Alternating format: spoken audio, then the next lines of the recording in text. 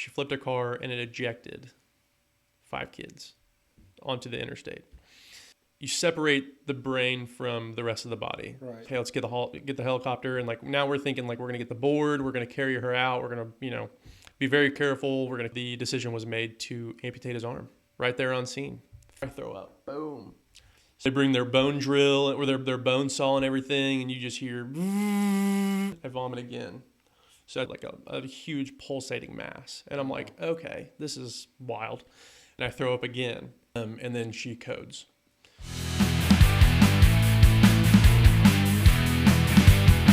Rolling? Perfect. Man, thanks for being here.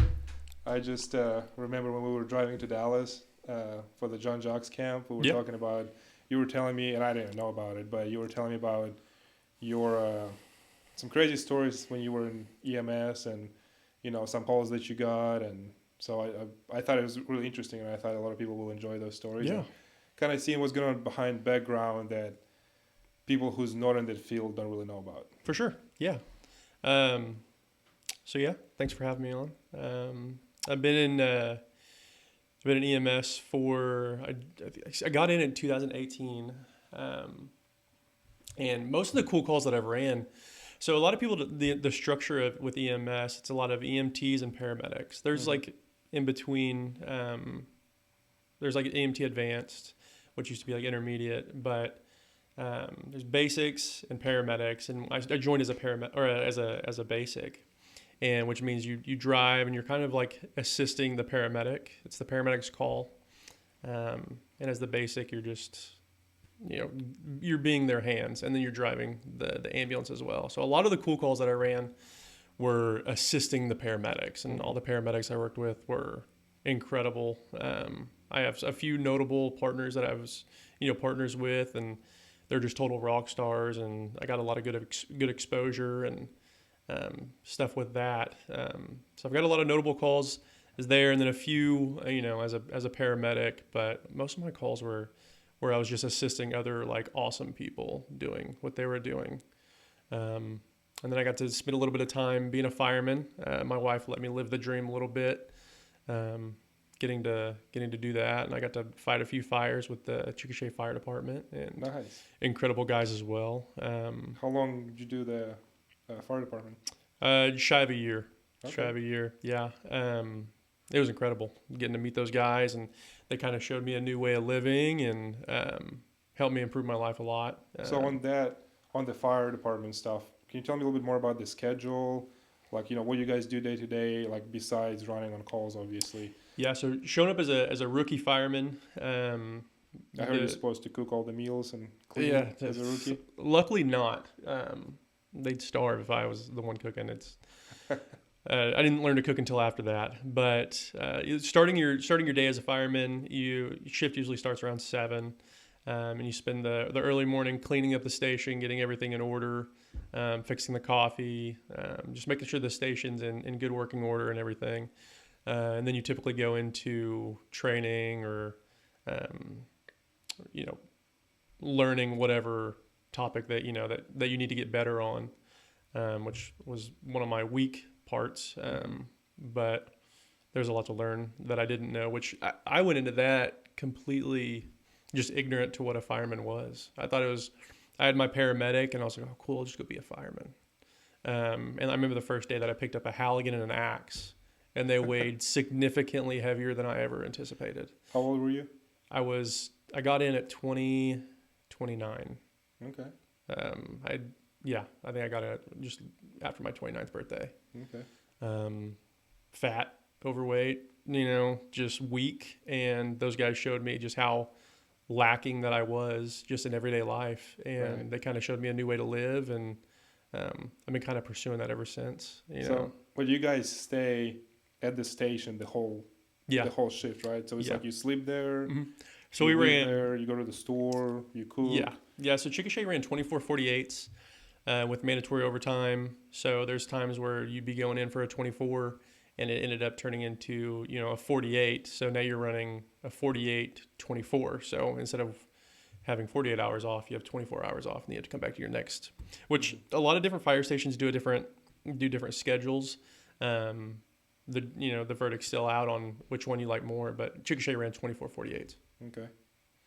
What was your one craziest experience that you had while you were there? Chickasha? Yeah. There's this, and I'm not gonna get too into it, Right. too graphic, but there was a call where we had a lady. She called at one of our local motels. She was having abdominal pain, and we walk in, and she's kind of hurled over, just holding her stomach. She's laying on the bed, holding her stomach, and she's complaining of pain. And so we're doing like the normal like abdominal pain, possible appendicitis, and like we're just gonna load this lady up and go. And she's with this guy that I guess was just a friend of hers, and he was like, "Is it a AAA? Is it a AAA?" Which abdominal aortic aneurysm. It's a pretty big thing when you're having one, and it's your aorta that runs up the center of your body. It's an artery, and it starts to get a aneurysm in it, which is like the weakening of the lining of the arterial walls, and it starts to expand. It turns into a really like life-threatening thing. Mm-hmm. So it's like to go from like just simple abdominal pain to is it an aneurysm, AAA? It's like kind of like a huge leap. Mm-hmm. So I keyed into that, and I was like, why'd you say that? And he was like, oh, my mom had one back in the day, and it killed her. And I was like, okay, well, that's weird, ma'am. Do you mind, staying where you're, because she was wanting to get up and move around. And like, if we're thinking something's like a AAA, you're going to lay still. We're not going to have you do a lot of moving, hardly at all. So one thing they say is like, don't like press on somebody's stomach, if they're having a AAA. Mm-hmm. So I just lightly placed my hand over it. And, right away you feel like a huge pulsating mass. And I'm like, okay, this is wild. So I look at another medic, the one that I highly respect. And I said, hey, what do you think? And he kind of put his hand over there, and he was like, we're going to call the helicopter. And being out in Chickasha, for people that are stable but critical, we call the helicopter, and we rendezvous with them, and we fly them out. So that was immediately where our mind went. So we were thinking normal, just maybe a little bit of appendicitis or, stomach ache, to now it's like, okay, this lady's having a AAA. So between him giving the green light on like, hey, let's get the helicopter, and like now we're thinking like we're gonna get the board, we're gonna carry her out, we're gonna be very careful, we're gonna carry this lady out on the stretcher, get her on the cot, take a nice easy drive to the hospital, rendezvous with the bird, get her loaded up, and ship her out. She all of a sudden starts screaming in agony and like starts flailing, and we're like, you gotta we gotta keep you calm, stop flailing around and everything. And she's all of a sudden she goes unconscious, and we're like, okay, well, that's not good. So we have her hooked up to the monitor, and so we can kind of see her electrical activity on her heart rate and everything. And she starts to we call them tombstones. Mm-hmm. It's where your heart starts to enter like a lethal arrhythmia, and that happens for multiple reasons. But eventually it just starts to turn into like these tombstone shaped things, patterns, because it's just monitoring electrical activity. It shows that your heart's entering in a lethal arrhythmia, and then she codes. So we went from showing up, this abdominal pain, to now this lady, she's coded, and now we're working a code on her, which is CPR. We're intubating. We're doing all these different things that, they're, time sensitive things. So we get her loaded up in the ambulance. We start working a code on her. We start drawing up meds. We push the meds. We get her intubated, and we use this thing called a Lucas device, which most of your first responders know. It's just a thing that does compressions for you. It's awesome. So we got the Lucas going. We're intubating, and now we can't fly her out because now we're working a code, and you can't work codes in the in the helicopter. For a multitude of reasons. So now we're working a code, and we get her shipped off to we got her sent off to the hospital. And so at that point, she's still alive. So she is dead. Okay. I guess I should have. Okay. Kind of taken a gruesome turn, but as far as the craziest thing that I've seen, we showed up to do an abdominal, or we started to do like an abdominal assessment, just stomach ache. And it turns into this very like, which I should have told you that a AAA is like super rare to see in the field. Like, like it's like just a low percentage thing. And like most people don't see AAAs in the field at all. There's like low percentage calls that you'll ever see. And a AAA is one of them. And she ended up being a legit AAA that ruptured in front of us. And we saw her, we saw the effects of all of that. And then it turned into a code, and we worked a code. But I'm saying, like, while you work in a code, she's still alive, technically. No. Oh, okay. No, her heart stopped perfusing. That's why we saw these tombstones. So her heart stopped perfusing. It agitated her heart. She went into a lethal arrhythmia, which led to VFib, which there's a few rhythms that you electrocute, and it's VFib, VTAC. She went into a lethal arrhythmia, which is VFib. We applied electricity. It didn't work. And then you start running the code. Because in a lethal arrhythmia, you're not perfusing your body. Your heart's not able to perfuse your brain, all your vital organs, and all that stuff. So when I say we're working a code, we're doing CPR because she's dead. Okay. We're trying to resuscitate bring her back. Yeah. Okay. So that's the goal. Okay. But man, with the AAA, like people that are like, if you're not already on the surgical table, it's not a good thing, essentially. So what kind of training do you guys get to like be ready for a situation like that? So like when it happens right in front of you, like what's going through your mind? There's three things. Blood has to go round and round. Air has to go in and out. Well, maybe there's just two things. There's another one, but I can't remember. But the crucial things, air has to go in and out, and blood has to go around and around. So the heart has to be pumping, and the lungs have to be taking in oxygen and processing all that stuff. So the main thing is getting air going in and out, right, to provide oxygen, and then get the heart going to where you're circulating that blood and perfusing all your vital organs. So those are the main things that we're going for is blood goes around and around, air goes in and out. And there's ways that we can facilitate that being on the outside of the body to make those processes happen on the inside of the body.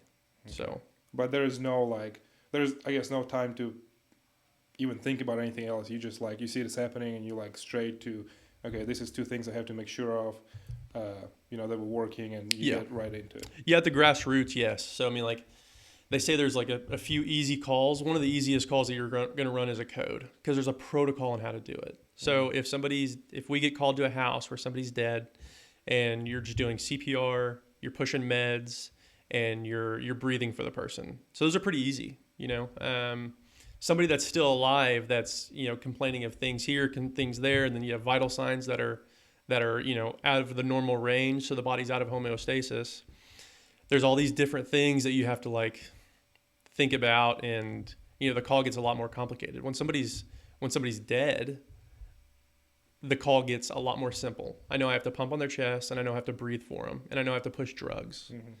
It makes it a lot more simple than freaking out because somebody's having an asthma attack or an allergic reaction, or a trauma. Traumas are easy too, but they have their complications also. Right. So as far as crazy calls, that was a crazy one at the fire station that I ran. It was pretty wild.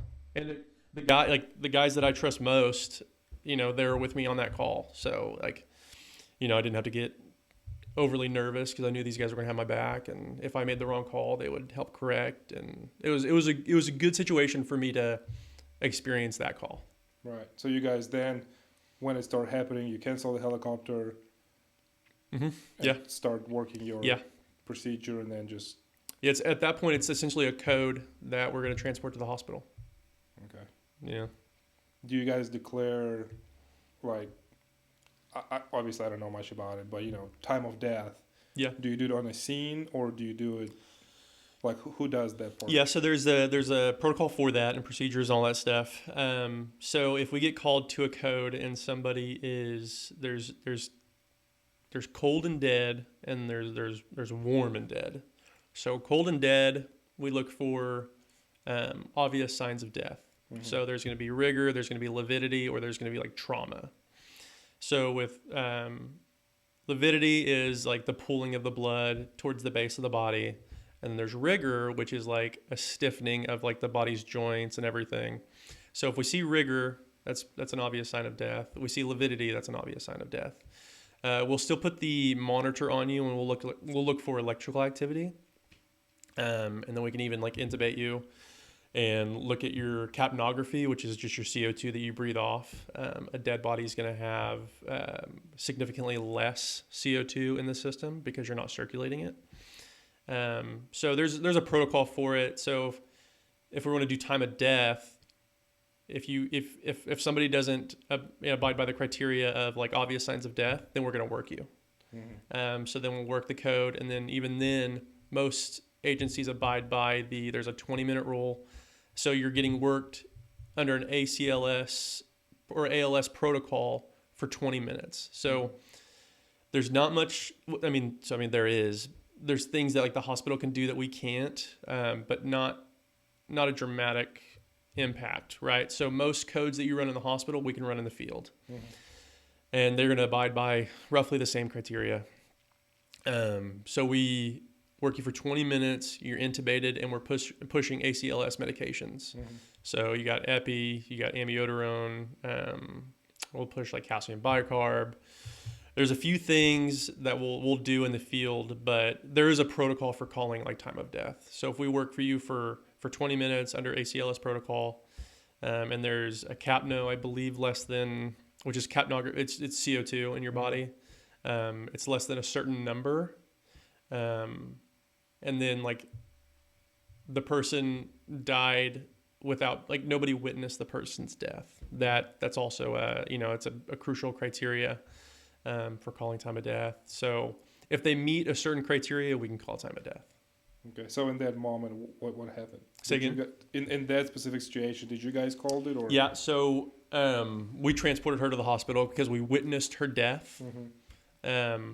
So if you witness somebody dying or somebody's death, and there's no like crazy obvious signs of death like trauma, we transport to the hospital. If there's a few criteria, like if somebody could be dead, that will still transport you to the hospital. If we see like a change in rhythm, so if somebody goes from like asystole and we push drugs and stuff and we get a shockable rhythm, so VFib or VTAC, mm-hmm.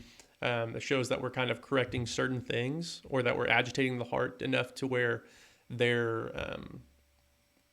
electrical activity is being kind of semi-restored or at least in a better state than just flatline. Mm-hmm. So if we have a change in rhythm, we'll transport. But for her, we witnessed her death, and it only made sense to transport. There's very few instances where you like see somebody's death and not transport. That's typically trauma. Right. Wow. So you got in the fire department when you were 29, mm-hmm. right? What did you do before that? I worked at IMSA. I got into IMSA at 25 years old, so it was 2018.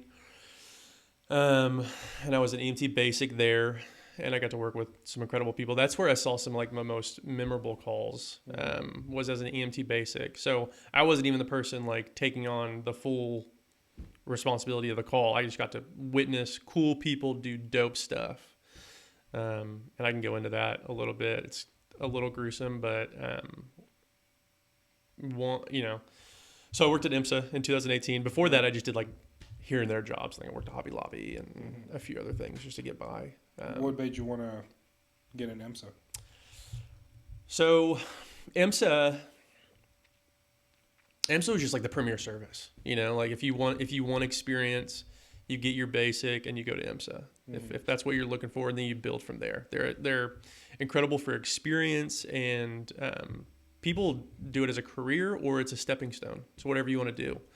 But IMSA is going to expose you to the most things the quickest. So it's trial by fire. You're gonna get cleared from your academy, and then once you get cleared to the streets, man, it's as fast as you want to go.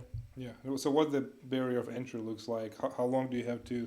What steps do you have to go through to get into that? So is it something like everybody can do? Yeah, absolutely. Yeah, as long as you don't have any felonies. You can get a driver's license, all these other things. But it's as far as like the first responder thing, it's like kind of a low barrier to entry. It's 6 months of schooling. Some people can knock it out in, 2 months, 3 months. If you go to like a summer course, did you get your EMT basic? It's in person, I'm assuming? You can do in person. You have to do clinicals. Like there's some people that are doing like online now. So you do all your schooling online and then you go to a facility for like your clinicals and stuff. So you have to have some exposure, and clinicals are the big thing as far as like if you want to do it online. But yeah, 6 months, you can get your EMT basic and then you can go climb on a truck and, start having fun. And there's usually only 2 people on a truck? Or when you start, there's like more? No, it's 2. So it's going to be you and your partner. Typically the EMT is driving, your EMT basic is driving, your paramedic's going to be riding passenger. And there's multiple reasons for that. Whenever you get a call, the EMT gets the address, and in their head they know roughly where to go, right? So I need to get the paramedic there, because if somebody's calling 911 and it's an ALS service, the paramedic's the one that delivers that ALS service, advanced life support. So the EMT is driving, and then the paramedic's looking through call notes on the CAD or whatever system you have, and they're starting to kind of like come up with a process or like an algorithm that they're going to use to treat this person. So yeah, EMT basic, driving typically, and then you got your paramedic, which is going to deliver the ALS services. Okay. So what made you want to do that in the first place? Good question. Like how if someone just wakes up and like, do you have like friends or family in that field, or you just woke up and like, man, I want to go and save some lives? Yeah. Well, I think it's instilled in a lot of like younger men. They want to be like some form of like protector or like do some form of service. Ultimately, I wanted to put myself in a position to where people would call me for help, and essentially like attention kind of a thing. I wanted attention. And that's just kind of the avenue that I went to get that attention. And it just turned into a career, which is incredible. But ultimately, from when I was a kid, I can remember one point where we went and floated the river in Tahlequah, Oklahoma. And the river was too high, so we couldn't do kayaks or anything. So everybody had to do a raft, right? So there's a few like low-grade rapids on there. And we were sitting on an island, I went with my family. We were doing rafting and stuff, and we were sitting on an island, and they were going around. There's other people that were coming around a bend of the river, and there's a tree sticking out of the river. It caught multiple people's rafts, flipped over the raft, and there was a lot of people in the water screaming, and it was chaotic. My dad, he works for the USGS, so he measures floodwater. So a lot of their schooling is around like how to handle rapid rivers or like, handling yourself in water. So he had some form of like rescue knowledge, and he starts, tying ropes, throwing ropes, getting lines out, pulling people out of the water. And I remember jumping in to the water to help a girl that was screaming, and I eventually made my way over to her. It was like, in my head, it was like a big deal. In hindsight, it's probably not a big deal at all. But anyways, I ended up making my way to her, getting her to the side of the river, and then made my way back up to the family, and everything had kind of like dissipated by that point. So all in all, it was probably like a 15-minute ordeal. And that gave me kind of like a taste of like, oh, that was pretty cool. I got a little dopamine hit from it or whatever. How old were you? Man, I think I was 13. I think I was 13 then. So we ended up going through that. And then so that gave me like a little taste of it. Right. And then when I graduated high school, I kind of messed around for a few years, and I decided I needed to kind of pursue a career. So I went to a wind turbine technician school, and it wasn't really it was more of like a rescue course for like windmills. And the guy that was instructing was, he was a fireman, and he worked for the local town that I was at. And he, getting to hear his stories, rescue stories, and it made me think back to that time where we pulled those kids out of the river, and I was like, dude, that's pretty cool. So I continue on with the windmill stuff, and that's when you climb. We just climbing windmills and stuff. Fix where we need to do. Yeah, a part of that course is just like learning if something goes awry. Learning how to rappel, or so got an introduction to like some cool stuff. How long did you do that for? windmills, like a year, I think. I follow a guy on Instagram that does that, and it's pretty cool. It seems pretty cool. He always like records videos from the top, Yeah. and I'm like, it was. Hey. We did it in Elk City in the middle of the winter, and it sucked, but it is what it is. But nonetheless, so they pay pretty good, right? Yeah. Which I never really thought about like doing firefighting per se until like talking to that guy. Like I always thought like first responders were like these grandiose people, you know, and like I didn't think of myself as being able to achieve that or whatever. So that was the first introduction to like, you know, firefighters and like how cool they could be and like their cool stories was going through that windmill course. And then I go and do windmill stuff and, you know, it was okay, but I was ready for a change. And then I was like, I kind of want to try that firefighting thing. So I started looking up everything that I needed to do to be a fireman and EMT basic. That's the first thing. I was like, okay, we'll go do this EMT basic. So I went and did the EMT basic at like, I think I was 19 or 20. Did the course, did all that stuff. I passed the course, failed the national registration, which is just like the test that you have to take in order to get your license here in Oklahoma. I failed that like, dude, twice.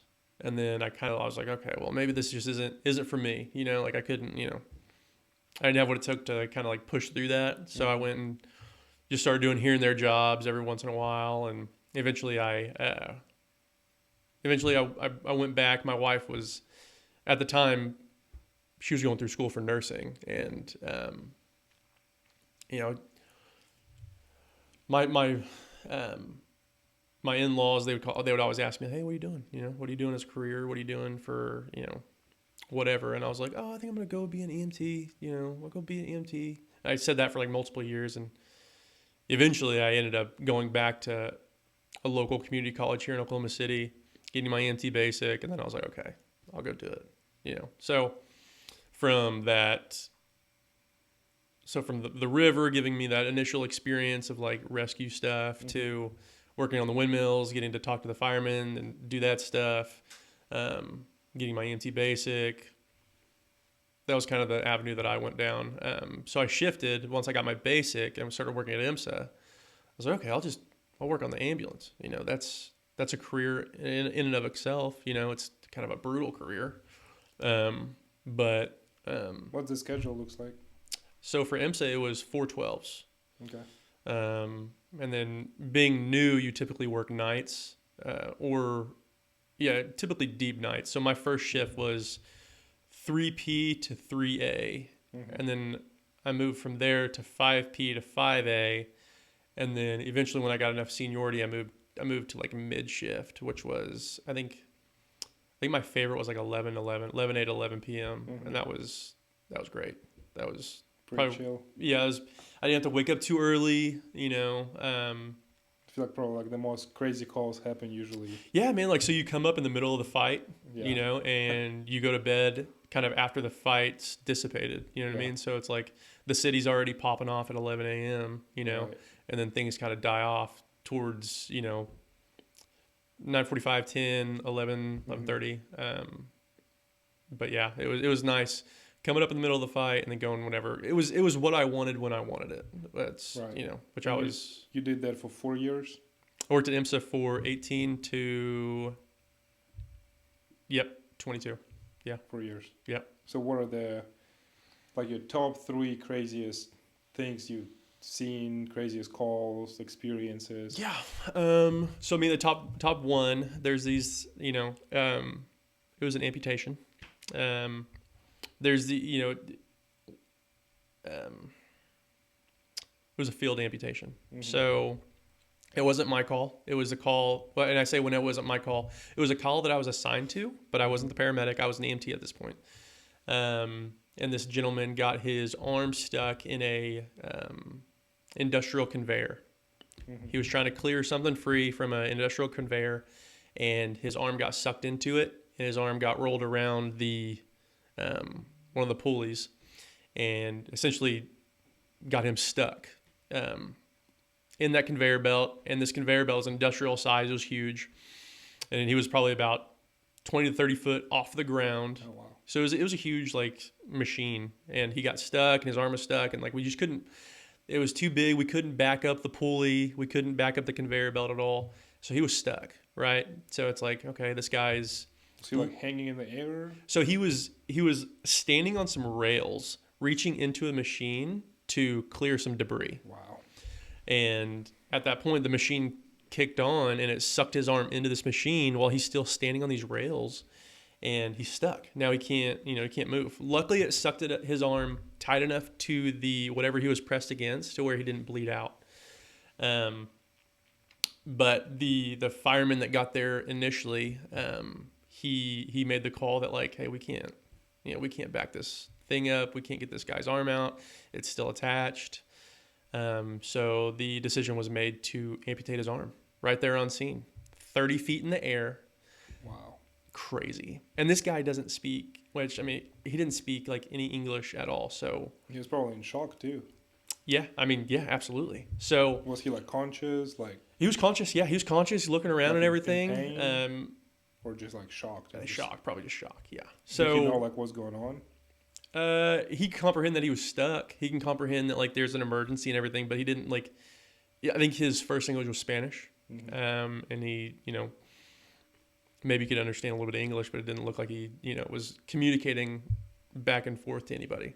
He was just kind of like there for the ride, unfortunately. Is there like certain things you guys have to like ask, like, do you know where you're at? Do you know what's your name? Yeah. So there's questions to establish that you're ANO4. It gives us kind of like a shows us where you are, mentally, and everything. So he was awake and alert,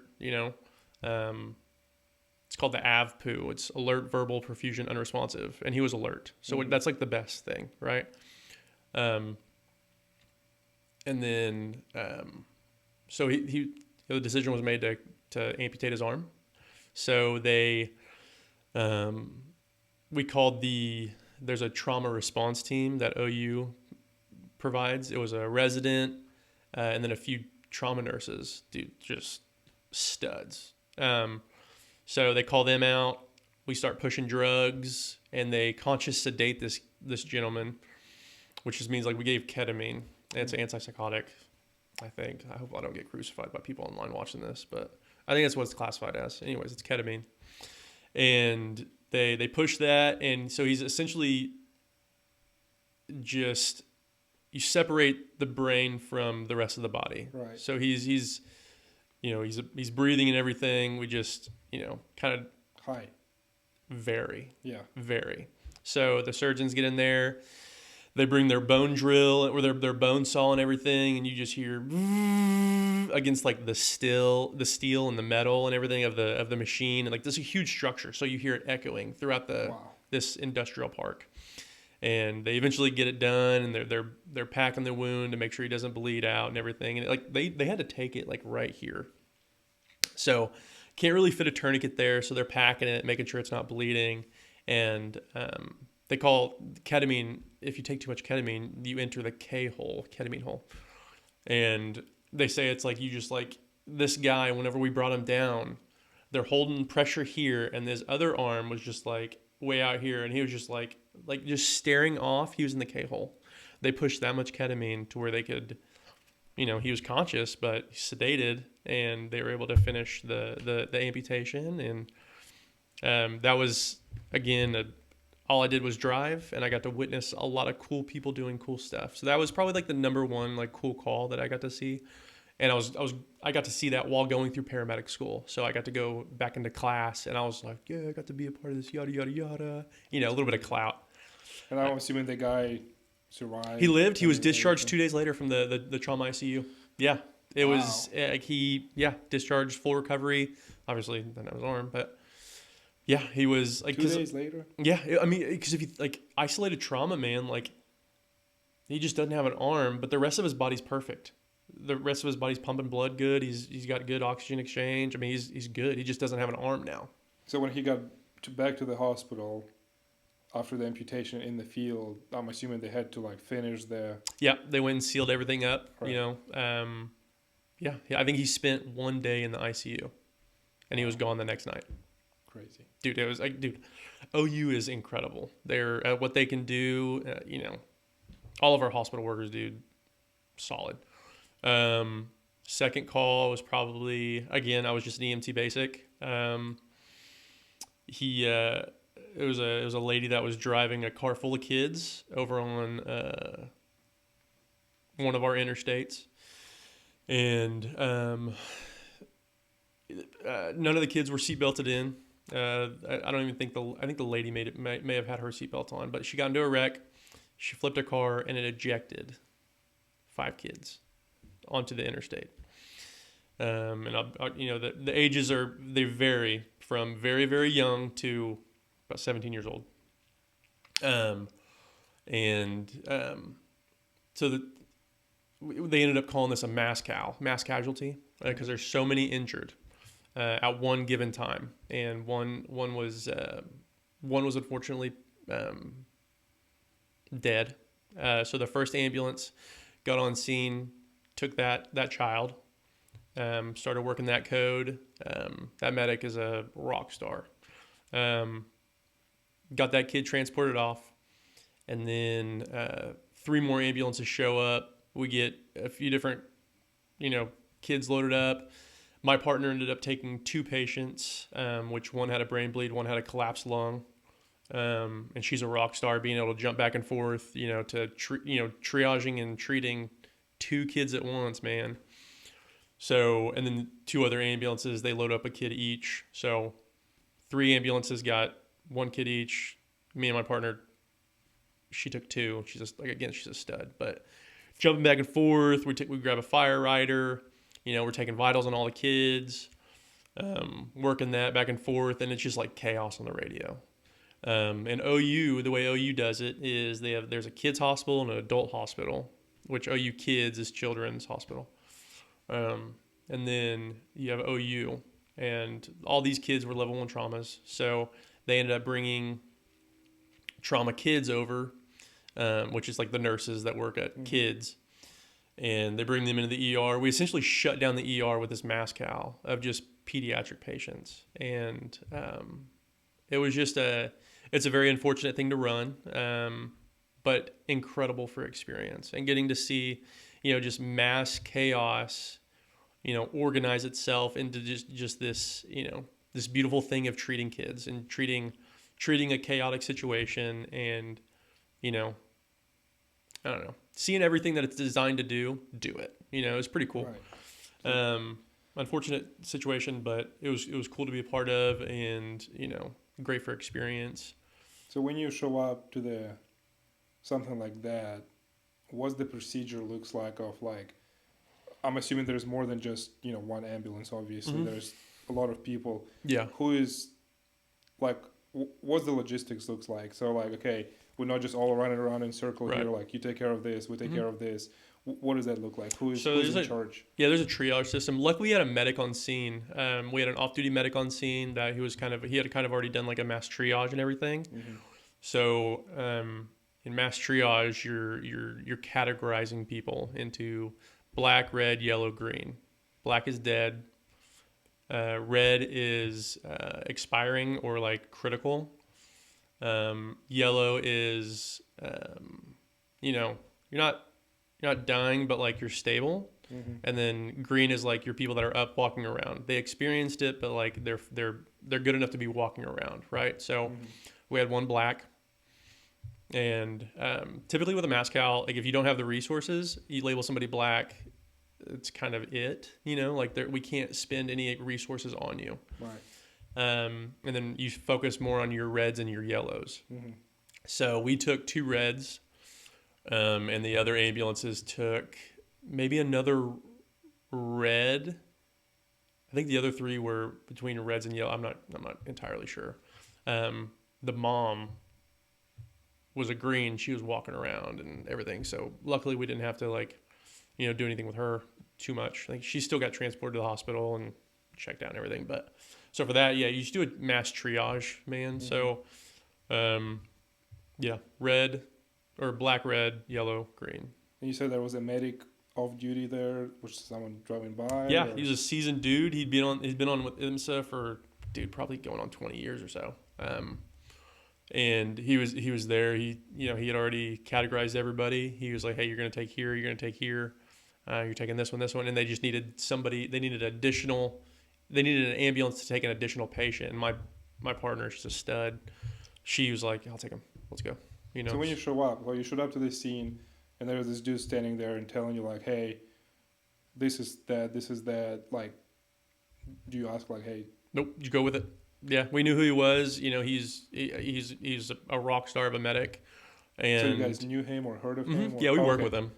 Okay, gotcha. And he was, he had already happened to be there. Yeah, he just happened to drive up, and he got out and got to work, and he's like, this is, you start giving like kind of a brief report. Right. The ambulance that showed up before us got the patient that was labeled black. So they started working that kid in the back of the ambulance, and they took off pretty quick. And then mine, we between getting them loaded up on a spine board and all these other things, we eventually got our 2 loaded up and got going as well. But he handled most of that chaos. It was, we got to treat the patient and stuff, but like as far as like this is like the overall picture and I need to make sense of it all, he had already handled all that. Okay, that's kind of what I was thinking. Like you show up to the scene, I'm assuming there's other people there already, right? Just like regular people just standing around, wherever.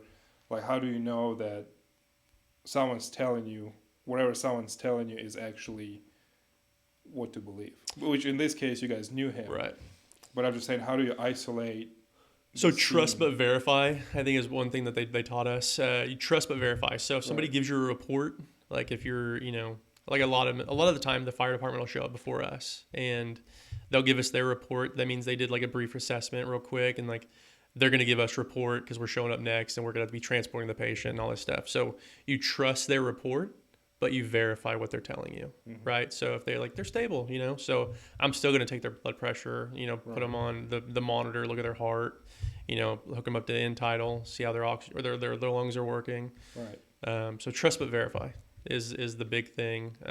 It's good information, like alert, verbal, pain, unresponsive. This person's alert, sick, dude. I'm gonna go up there and say hi. Hey, how you doing? They're like, oh, good. So alert, right? Verbal. He's like they're talking to you, but they're not really like making sense, or like maybe they're just like making a sound, right? And then there's like not talking to me at all, and you have to stimulate pain to see if they respond to that pain. And then there's where I stimulate pain and they're unresponsive. They don't make any sound. So trust but verify. They said like these guys. I think one was alert to verbal, and then one was like alert to pain. So there was the one that was alert to verbal. He wasn't talking much, but we'd ask him a question. He'd be able to answer us, or he was, and then the other one, responsive to pain, just showed painful stimuli. So, but as far as like somebody there, the medical that was already there, trust but verify. He gave us a lot of good information. That's crazy, man. Dude, luckily it wasn't my call. It was my partner's, and she's a complete rock star, and I got to learn a lot from her. I don't think she knows to the extent that I learned from her. But I was very fortunate to get to work with the people that I worked with. It was great. And then I don't know if I have like a third call. Third call is probably going to be like my first code, the first code that I ever ran, fresh out of the academy. I think it was like my second day released off of FTOs, and it was a kid that was 25, just like me. He we same age, same whatever. I'd never worked a code in my life, and it was a traumatic full arrest. He wrecked his car, and it was just blunt force trauma. And he coded, and we showed up, and I'm a fresh EMT. I've never done anything in my life, and I look out and I see this guy. The fire department's doing compressions on him, and they're working a code, and we worked it, and that was my first code. So I'd say that's probably like number 3, but that's probably something you remember. Yeah. I mean, like forever. You want to hang on to it, but like eventually you run so many codes, you run so many different calls that they all kind of mush together. So it's like you could start your shift out with like a really cool call, and then by the end of that shift, like you forgot that you ran that call because you ran 8 to 12 more calls after that. So they kind of all like run together. Now there's some people that run like super crazy traumatic calls that they never forget, and they remember for the rest of their life. But that's kind of what I was curious. So do you guys have like specific training that helped you like mentally overcome that? And again, like I understand if you're like in the middle of the situation, stuff happening, you may just kind of run on autopilot if you have enough experience, I'm assuming. But when you show up, everything's falling apart, crazy stuff going, people are dying, people are injured, severely injured. Like, do you even have time to like reflect and think about anything, or you just autopilot and just ABC procedures and yeah in the moment in the moment it's just like you handle it right. Do what you need to do to get through that call.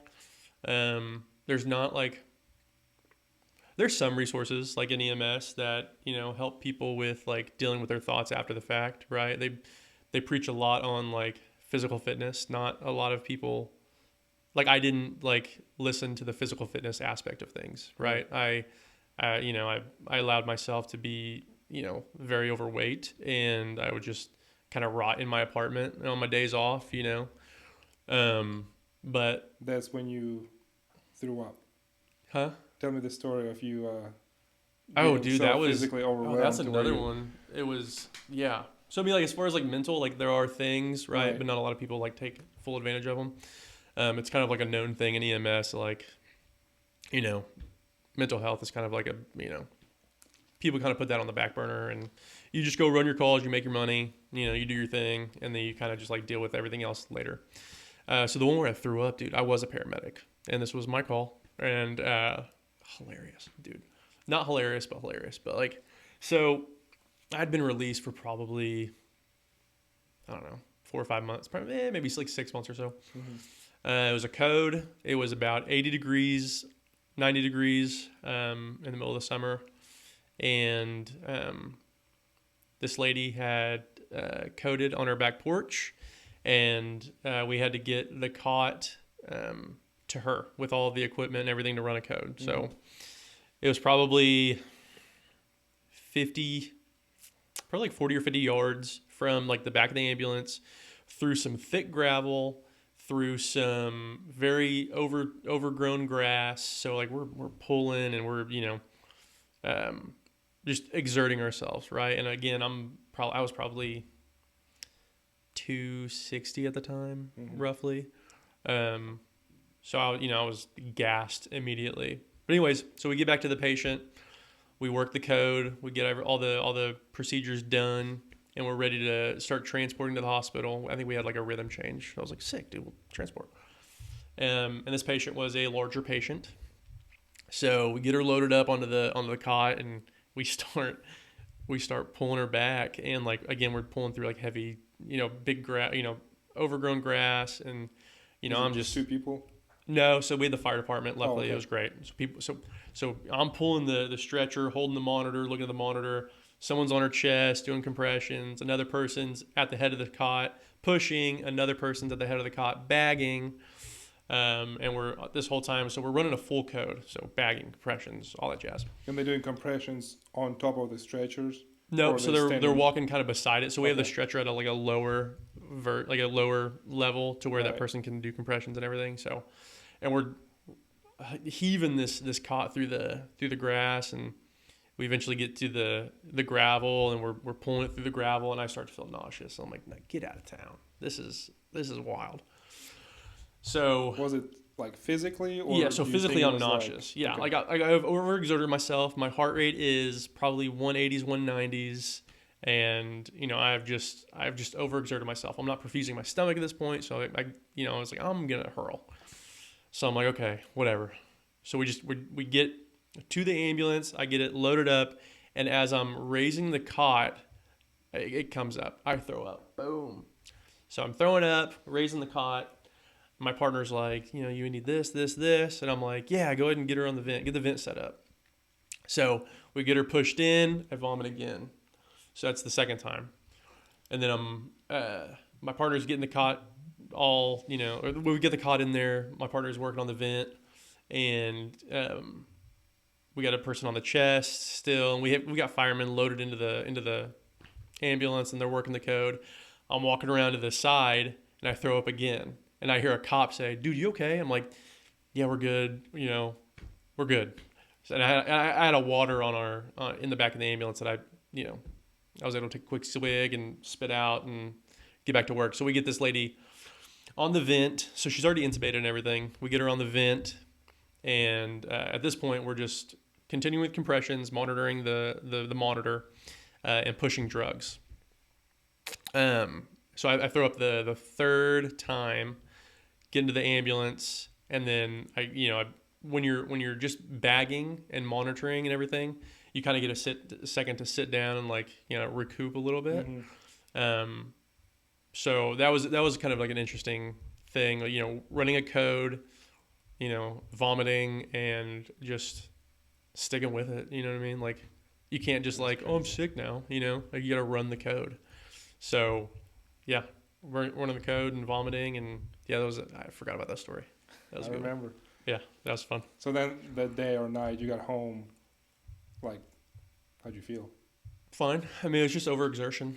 You cringe. It's like there's a point where it's a part of where it's like I can't believe I let myself get to that shape, right? Like I never did anything to correct it though. I was I just yeah. I mean, I felt fine physically, but in your head you're like that hey man, you kind of you put yourself in that situation, and I never corrected it though until after the fire department. I don't think I lost the weight until after the fire department. So interesting. So how is it? So what do you do now? So I work for a local ambulance service doing hospital at home, which is just we go and give patients medications and infusions they were admitted to the hospital, but they're finishing up their care in the hospital. So we transfer that person to their home, and we offer those services to get them better for the last 2 or 3 days, roughly. So my job now is actually really, it's a super sweet gig. But we just finish up their antibiotics or their infusions while having them at the home. They're still technically admitted to the hospital. They're still hospital patients, but they just get to receive that treatment at home. And we just show up in the morning and in the evening doing their vitals, doing they're giving them their medications and everything. And then after a couple of days, their blood work's good, and we go and discharge them from the hospital. Do you ever miss the old days? Yeah. Yeah. The best time, I the camaraderie was the best, dude. So if I think about the times that I missed from IMSA, it was showing up at the hospital late at night on a weekend, and the ER's flooded with ambulances, and I know I'm gonna get to see all my boys or my friends at they're out on the streets doing the same stuff that we're doing, right? But it's just a time that we get to catch up and just kind of just BS with each other. That was a great time at IMSA, and then with the fire department, hanging out with the guys. It was all stuff that wasn't job specific. It was playing ping pong at the fire station, hanging out with the dudes, cooking dinner.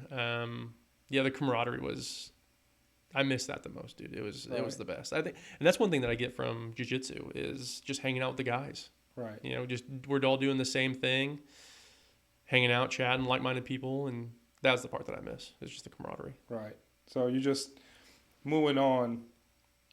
Well, I guess let me rewind back a little bit and ask. So, did you change?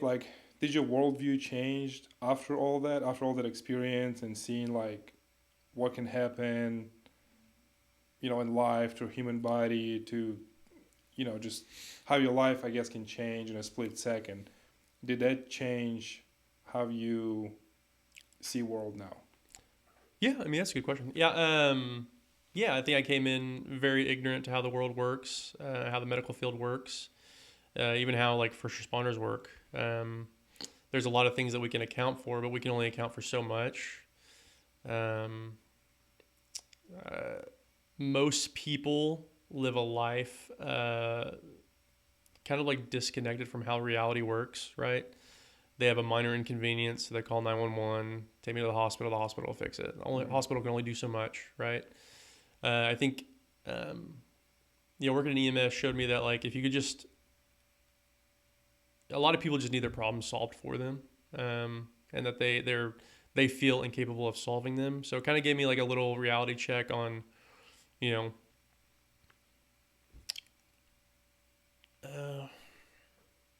kind of just how sensitive people in society are. And then it enlightened me to like the medical field, like how awesome those guys can be, but also how limited we are. And then how, you know, like if something happens, it could be over in a moment, right? Like, you know, like the AAA. Yeah, like sometimes you're living in something, you know, and then one minute you're, you know, just not, you know. So it kind of put like another level of like a value to like human life, and like kind of, you know, cherish it for what it is now, because it's definitely not going to last forever. Did you ever like go to sleep and like dream about that stuff or anything like that? No, not really. You like dream about like certain thing, like, but it's like, no, it's nothing like crazy dreams or anything like that. No, like haunt you forever. No. Okay. Well, let's move on to a little bit more happier subject, I guess. Man, it's crazy. Like I remember when we were driving and we had a couple hours in the car together, and you start telling me that stuff. I was just mind blown. I'm like, yeah, it's pretty wild. I can't even imagine. Like I feel like it's not for everybody. Yeah. You know what I mean? Like you have to be, like, do you think it's something you can learn how to handle, or do you think it's just something like how your personality is shaped to where you just handle it? Obviously, you get additional training, but like, you know what I mean? Yeah, I think most people can handle it. That's another thing. Like, so when I was, you know, going through the windmill stuff, and like I wanted to be a fireman, but I wasn't sure that I had what it took. It's like, dude, everybody has what it takes, as long as, you know, you don't have like a felony or whatever. As long as you can pass a background check, it can all be learned, man. Like, I think a lot of people, they might have like the thought to like, oh, I want to do this, you know, but I don't think I can, or I see it as like more of a grandiose thing. Yeah, dude, anybody can be an EMT, anybody can be a paramedic. Just stick with it, learn your stuff, and go do it. You know, anybody can be a fireman. Anybody, you know, I think you can learn to do those things. Now learning like how to handle certain things that you see, that's on you. You know, learn a different perspective. You know, learn not to like be a victim or, you know, stuff like that. Because like you can hang on to those things for a while and like, oh, yeah, I wish I would have. But it's like, dude, at the end of the day, like all these things are learned. Like you can learn better coping mechanisms to be able to handle certain calls. You know, granted, you know, there's certain calls that I haven't ran and I haven't exposed myself to. So thank God, and you know, I hope I never have to run those calls. So I can't speak to that extent. But for the vast majority of the calls that we run, yeah, dude, anybody can do it. It's very achievable. There's avenues where people can achieve those careers, as far as like, you know, EMSA. Like if you have just some like random kid that wants to be an EMT, I want to be, you know, whatever. You can go to EMSA with zero experience, and they'll pay for your schooling, and they'll pay you while you're on the job. So they'll hire you to work a job, typically like in like materials department, you'll stock ambulance or something. So you'll get paid a full-time job for that. You'll go to school, and they'll pay you while you're going to school as well. So, you know, I'm working for EMSA doing materials department. They're paying me to go to school, and then once you get your EMT basic, they'll hire you to be an EMT, right? And you're out of pocket nothing. You just you just dedicated your time to it. You work there for a certain amount of time. They'll send you to paramedic school, do the exact same thing. So now you're a full-blown paramedic, and, you know, you didn't have to pay for it. You just showed up, you worked hard, learned your stuff, and now you're a paramedic. So I think a lot of people don't know that those avenues are out there as well. Same with the hospital. Like hospitals will pay for you to go get your RN degree, right? They'll pay you to work here. You know, they'll pay you while you're in school, and eventually you'll be an RN. And, you know, so I think a lot of people mentally count themselves out, but then also like financially, like, oh, I couldn't afford to, you know, go to school right now or whatever. It's like, dude, there's always a way, man. You just gotta grind and figure out what works for you. So you can basically build a whole career out of it with no out of pocket but your time and dedication. Yeah, it's pretty sweet, dude. I mean, which I think it's like, you know, it's come to like the volume of work to where hospitals, that's like an incentive the hospitals have brought on, ambulance companies have brought on. It's like, we need people that bad that like, hey, we'll pay for your career. I think it's a great opportunity for people that are just, you know, they're a little lost in life. You know, they don't know what they want to do. They're doing like here and there jobs. It's like, well, if you want to do this, this is a total way you can do it. So pretty sweet. And I guess there is not much, obviously, competition to get in there if they're offering those incentives. So, like, I know some fire departments, you have to go through quite a bit to actually get hired on in certain cities and towns. Yeah. Some people only accept volunteers unless you, like, go through these hoops and stuff. It's different with medics. Well, you can find fire departments that do that as well. So typically, your bigger cities and stuff, they want you to come with a certain like licensures or something, so they don't have to send you to school. But even like our local Oklahoma City, they'll hire you. There's some people that they'll hire with nothing, and they'll send you to school. It's rare, but the fire department I worked for, Chickasha, they'll no experience. They'll send you to school. They'll for your fire, your EMT, all the way up to your paramedic. They'll pay for it all. So you can find fire departments that'll do it as well. Just don't have a felony. That's it. So for someone maybe listening or watching and like, hey, that's something I want to explore, what would be the very first step? Like, do I go online, fill out the form? Do I go talk to someone? Like, what does that look like? Yeah. Start contacting your local fire department. Start contacting your local EMS agencies. Okay. See if there's some sort of like incentive program that they'll offer, to join their team. Like, hey, I'll dedicate myself to you for however long. Just, I was wanting to make sure you have a program that can, get me through all the steps. Right. So I know EMSA has one. They've been doing it for a while. There's hospitals that do the same thing for nurses, can be like a medical assistant or, work as a HUC, which is like a receptionist, and then go through school. And then fire departments, like just contact local fire departments and kind of reach out. You kind of have to be a little bit of a gypsy, being willing to travel out and go to those agencies and stuff. But they're out there. For sure they're out there. So as long as you're willing to do stuff, you can find the opportunity. Yeah, you just got to work. If you're willing to work and show up, yeah, absolutely. What made you want to switch from EMSA to the fire department? EMSA was just busy. It was just busy. I felt like I got my experience, and I was ready to move on. So Pafford's another local agency here, and they're station based, and they do 24-hour shifts. And I was like, that sounds sick. So I'll do that. Went and worked for them for a little bit, and then I had a buddy that worked for Chickasha, so I contacted him. He said, yeah, they're hiring. So I went and applied there. Eventually made it through their physical test and made it onto the fire department. With Pafford, if I'm going to be working 24s, I might as well be working towards something, a little bit with something with a little bit more incentive, I would say. Okay. So incentive, like financially, or incentive meaning like like raises getting off the truck, like with the fire department, you start as a paramedic and then eventually you move to driver, so you're getting off the ambulance, you're not running as many 911s anymore. And then from driver to engineer or what have you.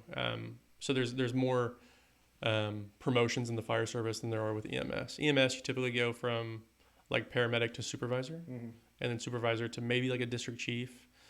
But with the fire department, you have, paramedic, engineer, driver, captain, right, and then district chief. You had to lose your weight before you got in fire department, or did it happen like during? You said there's a physical test, right? Yeah, kind of during. So that's actually a funny story. Speaking of throwing up, in my mile-and-a-half run, my pension physical, or part of that, agility test or whatever, is like a mile-and-a-half run under like 12 minutes or something like that. During that run, I asked the guys, I was like, hey, if I need to throw up, where are we doing that at? And they're like, just don't throw up, or throw up off the side, whatever. Yeah. So I'd gotten through like 2 laps, I think, and then boom, I got nauseous. I was like, okay, crap. So I'm running on the track, and I'm like, okay, well, I got to throw up, and it's a timed thing, like you can't stop. So I run to the side, I throw up, boom. I keep going, and probably 40, 50 yards later, I got to vomit again. So I'm like, run to the side of the track, boom, throw up. And like all the guys that are on shift, they're watching all of this happen. So there's about 10 guys sitting there watching a group of guys, studs, run around a track, and I'm not a stud. So I'm like towards the back of the pack, and but you made it. No. So with that run, I didn't. Threw up probably like 3 or 4 times.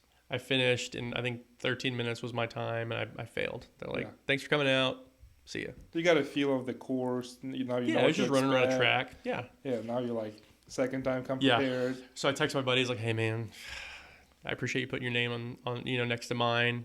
I didn't pass. I'm sorry, And he was like, what's up with that, dude? Why? Why didn't you, he told me to like be practicing my running, and I'd practiced running and everything. And, it was just kind of like a humbling moment. Like, dude, you had all this time to prepare, and like, I'm just a dirtbag. And he's like, were you like, I was like, oh, dude, I don't know. He's like, were you sick or something? And I was like, no, I just, the run was at the end, and I didn't eat breakfast that morning. And for some reason, I just, right. When rally, I overexerted myself, and I just, threw up. He was like, listen, I'll talk to the chief. We'll see if we can get you another run. Can you do it in a week? And I was like, yeah, 100%. Let's go. So all week I'm nervous, dude. I'm like, dude, I already can't pass the run. And I just told my buddy that, like, we'll go do the run, whatever. So I show up a week later. It's on a Sunday. Chief comes in on Sunday. And it's like, he's a chief, So chief comes in on the weekend. You better show up. Yeah. And that's what they said. They're like, dude, you're not going to stop running. You will not fail this. Do not stop running. And so I got my buddy, he's going to run with me. He's already on the fire department. He's going to run with me, and he's kind of pacing me. So we take off, and we're running, and Chief, about the third lap, he starts to see me kind of like fall back a little bit, and he starts screaming at me, just like getting after it. He's like, you're not going to stop. You better go. I'm here on a Sunday. And, that Chief he's just a good dude. So between my buddy pacing me, Chief screaming at me, I pass the run. I fall, I think I passed in like 10 minutes something. So like I blew away my time. Did you just throw up at all? No, I was just super exhausted. But it just showed me that like it's all like a mental thing, dude. Like if I could do it like a week later, why couldn't I do it a week before? Right. It was just like a mental thing. So that was kind of like the first like mental check that I had that like, hey, I can push through these things. I don't have to just like, be a pansy. I can get through some grit. So anyways, so that was the part of me. That was the story of me getting on with Chickasha is, luckily those guys, are incredible, and they didn't give me too much slack over it. And, I went on to, spend about a year with those guys, and it was probably the best. Yeah, it was probably the best job I'll ever have. Wow. But, oh well. That's awesome, man. So we just did a couple months ago, a 15-mile rock. Yeah, you got me to do it with you. That was great. Yeah. My toe nail is still black from it. Yeah. So it still hasn't come back yet? No, yeah. Oh my gosh. No, it's slowly just keep growing. We need to pop it. Falling off. Yeah. So what? I know that's not your first time doing it. Can you tell me a little bit more about when you started doing rocks and why? Yeah. It was. So I was with the fire department, and I was coming up on my 30th birthday, and I was still overweight, and I just realized that like I don't do like difficult things, and on Instagram, I was following all these like motivational thing, like people that like the Goggins and stuff like that, and I started to realize that like, dude, I don't do anything uncomfortable. I've been pursuing this life of like mental, like I don't know, I thought I was like mentally tough, but like not at all. And it just kind of humbled me, and it was. It was 2 months before my 30th birthday. I was like, dude, I'm going to do a ruck, because like I can't like, I don't know. I could walk with weight further than I could jog or run. Right. That's what I believed. Right. So it's like, dude, what's better than a ruck, So I was like 30th birthday, 30 miles. I'm just going to do it. Mm-hmm. And, it was like June, and I had to do it. I was either going to do it on or before my birthday. And it was like, I can't remember what the date was, but I was coming up on my 30th birthday, and I'd been rucking like maybe like 6 to 8 miles a day, every other day. And rucking is walking at the pace with a heavy backpack on. Walking with weight, yeah. Which is usually 20 to 30 pounds. Yeah. I mean, yeah. Yeah. So mine was 30 pounds total. I think my ruck like I started with like a bag that was like 25, and between like water and like snacks and all this other stuff, it got up to 30 pounds, and I was just it was gonna dissipate from there. So I did my ruck. I mapped out like a little trail around the city, a couple lakes, and then a wildlife reserve, and then to another lake and around there, and it took me about 10 hours. My wife works nights, and I did an overnight ruck, and it got to about like 6 a.m. She gets off at 7, and she's going to be passing by, and I was like, dude, I'm just going to call my wife, have her come pick me up. Right. So at 6, I text her. I was like, hey, I just finished up my ruck, and I fell asleep on a picnic table, and she came and picked me up, and I went home, and yeah, that was the 30-mile ruck. It was sick. Is that when you got rained on as well, or was that a different ruck? Oh, I can't remember. You're telling me you got like the rain started. I pooped in the woods. I know that. That's that's about it. But oh no, that was the second year it was mile 26. I was on my ruck and I got rained on. Yeah. And I stood out there for I don't know, probably 45 minutes waiting for the rain to let up. It never did. I was soaked. I don't know. I think my wife she was asleep or something. She had worked the night before and she was already home asleep, and I couldn't call her. So I was like, no, let's Uber home. Right. So I ordered an Uber. The guy got there, and I'm at Lake Hefner, just drenched in rain. I was like, hey, man, I'm a little wet. Sorry. He's like, no problem. Get in. So I got in soaking wet. So I didn't finish that year either. I got to mile 26 and called an Uber home. And, right. And both of those years you did it by yourself? Yeah. That's crazy. Yeah. I've invited a few guys here and there. Just schedules can't line up. You're the first person to be able to do it, which, dude, sick. It was fun, man. Next year we're gonna, we'll get through the entire 30, if not a little bit, hopefully a little bit more. But yeah, then this year doing it with you, it was sick, man. I think you wanted to keep going. I think I was over it at mile 15. I was over it at like mile like. I didn't want to be the reason for you to stop, but I was pretty ready to stop. But it still went from. So if people know, there's an Aldi's in Yukon, which is what is it? Symmetry and. Reno. No, it's one block. 10th. Yeah, Symmetry and 10th. So we went from there, all the way down to OnQ and Mustang. Mm-hmm. Stopped there for some snacks. We wrapped our feet. Mm-hmm. And then we went all the way down to. This was a little over halfway to Tulsa or to Tuttle. I think we went to Tuttle city limits. Tuttle city limits, yeah, just over the bridge. Yeah, and that's where we stopped. Yeah, and it was crazy. We started at like 7 or 8 p.m. Mm-hmm. And then we called my wife at. She's always bailing me out of stuff. She's sick. Called her like 2 a.m. or something. Yeah. Luckily, she's a night owl, and she drove down and picked us up, and. Yeah, it was cool, man. It was a cool experience. Yeah. Just walking on the side of the road. It's kind of busy at first, but then it died 15. down. I mean, dude, 15 miles with 30 pounds on your back is not. It's not a joke. It's not. It wasn't our goal, obviously, but it's not a joke. I only had like 20, but dude, I might downgrade to 20 next year. It was a great experience, man. It was. So, moving on, you got your blue belt in jiu-jitsu. Congrats. Shout out. That's awesome after 7 years. Yeah. On and off. Yeah, right. Yeah, started in 2017. I had to call you out. You're good, man. Started in 2017. Most things, dude. I'll start them and quit them. Just same as like EMT basic. I failed. Yeah. Then I quit, and then I finally came back. There's probably like a perseverance thing there, but I'm afraid to go through I'm afraid to think of myself in that way. Different stages in life, Yeah. So 2017 started at Conquest with the Iraqis. And did that for probably like 7 months, probably like 6 or 7, probably like 7 months. Competed once, got like 4th, which like isn't even a thing, right? Like if you don't get 3rd, you're like, there's no like 4th place. But like the picture that I sent you with that. Yeah. I'll try to input it in here. Add that in, yeah. Yeah. So I ended up, I think I got hit with I think I won my first match, lost my second one by points, and my third match I got hit with an arm bar. Mm-hmm. That was 2017, and continued for a few more months after that. But then that's when I can't remember why I stopped in 2017.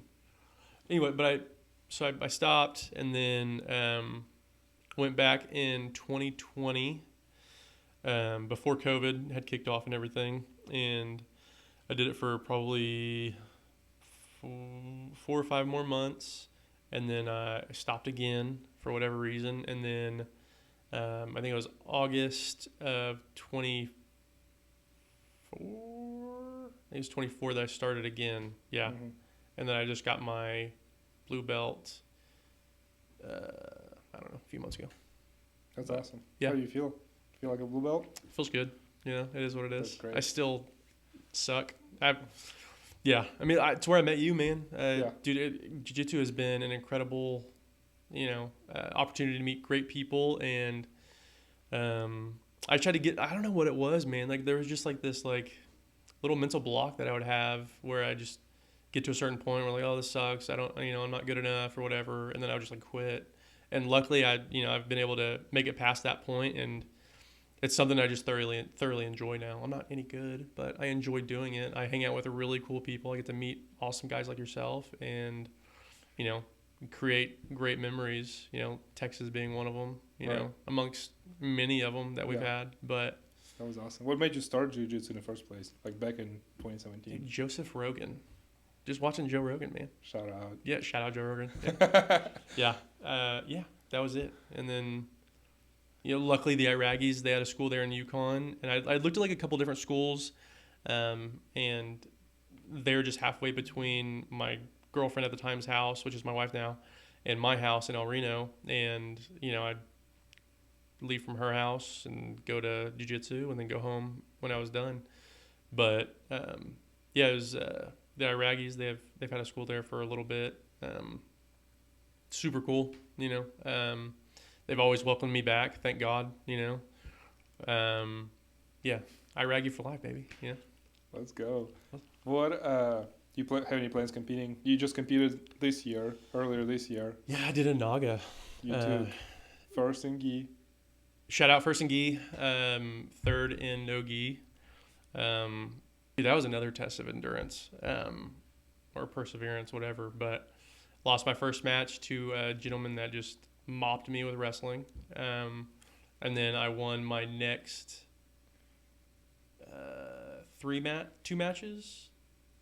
So I lost my first, won my next 2 in no gi, and then won both of them in gi. So that was a blast. Exhausting. Awesome. It was the most tired that I've been in a long time. Any plans competing this year? Upcoming year? I need to. I need to get that first blue belt tournament out of the way. Right. Just go get murdered and just get it under my belt and get done. Just do gi. There's not many wrestlers do gi. Yeah, I'll probably knock out my first blue belt match whenever you knock out your first white belt. Let's do it. Tournament. Whenever you sign up, I'll sign up. Let's do it. March. Yeah. March. Yeah. Do it in March. Man, well, it's been great, crazy stories. Is there anything that, let me ask you, is there anything you want to tell to your future self that you can look back and reflect back on? So if you had an opportunity to look, let's say 10 years from now, and do you have a vision of what your life, what you want your life to look like 10 years from now? And then if you were to, looking back at your past self, I know I'm kind of confusing it, but is there anything that you want to put out there that you hope is going to happen for you by you working hard and, doing things you're doing, that you can look back and be like, I said I'm going to do it and I did it, 5-10 years from now? Yeah, I'd probably tell like my old self, my younger self, that like, hey, you can do like these things that like you don't think you're set out for. You don't think of yourself as like a first responder or anything. And like I went off and I was able to achieve that. And then so it's like you can do these things, just go do them, start them, have the courage to start them. And then my future self, just keep going. We're gonna get there eventually. We're about to start a few new things. It's about a 2-year plan to achieve, what we want to be, in the future. And that's going to be another stepping stone to build from there. So, Eventually, I want to be Like me. working minimal and going camping a lot and having kids and just spend time with family. But it's going to take some work to get there, and we're in the middle of it. Just keep going. You know, we're going to get there eventually. We just got to keep showing up.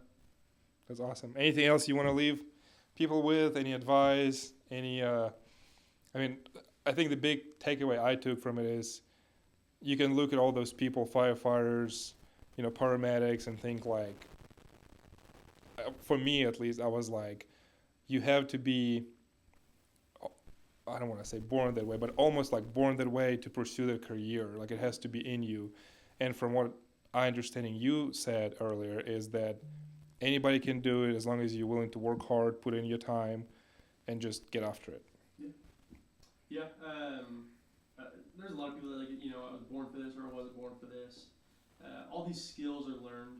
You know, anybody can learn them. Just dedicate enough of your attention to it, put in enough reps, and you'll achieve whatever. I think that's a good model like for jiu-jitsu, right? Like just keep showing up, keep drilling, keep doing your motion, keep doing the movements, and eventually you're going to hit the new white belt with it. That principle can be, you can plug that principle into most aspects of life. EMS is no different. Being a fireman is no different. Keep showing up, put in your reps, keep studying for that test. Yeah, dude. I mean, anybody can do this. It's a pretty sweet thing whenever you get through the other side and you get on the streets. It's totally worth it. But you gotta put a little bit of work in and do a little bit of grind and deal with some BS schedule for a little bit. But if that's where you want to be, I mean, it'll end up being what you want it to be. So. Right. And at first you may feel like you're not really moving anywhere. Yeah, like with jiu-jitsu, you first start, you spend a lot of time just getting, you know, beat up, getting smashed. Yeah. And then like a year later, you're still getting smashed, but then someone new comes in and you're like, okay, so I actually did learn something. It just feels like I didn't. So you are moving forward as long as you're showing up, even if it doesn't feel like it. Yeah, absolutely. So you just got to be able to reflect back and look where you first started. You copy and paste that way of living into like everything that you do, and you'll end up accomplishing, you know, whatever your goal is, or at least a higher version of whatever goal you set out to achieve. You should stick with it. Right. So, yeah, man, dude, I appreciate you having me. Yeah, appreciate it, man. It was great. I hope people enjoyed, and crazy stories. Do you feel like you networked with me very well? Yeah, I think we networked great, man. Appreciate it.